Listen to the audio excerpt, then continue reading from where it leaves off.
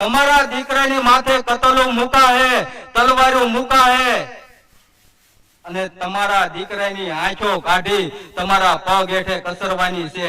અને જો તમારી આંખમાં હું આવ્યા કે પછી મોઢા ઉપર કોઈ પણ દુઃખ દેખાશે ને તો તમે હારી જાઓ. આ દાન કરેલું ફોક જાશે. અંતેદી વાળા રજપૂતે કીધું કે બાદશાહ મને મંજૂર છે. બીજે દિવસે હવાર પડ્યું, બાદશાહનો હુકમ થયો કે સલાઓ કતલ. એક સિપાહી આવી અને રજપૂતના મોટા દીકરાને લઈ ગયા. ભાઈ, ઈ કતલનો ધડાક દઈને અવાજ આવ્યો, ધડથી માથું જુદું પડ્યું.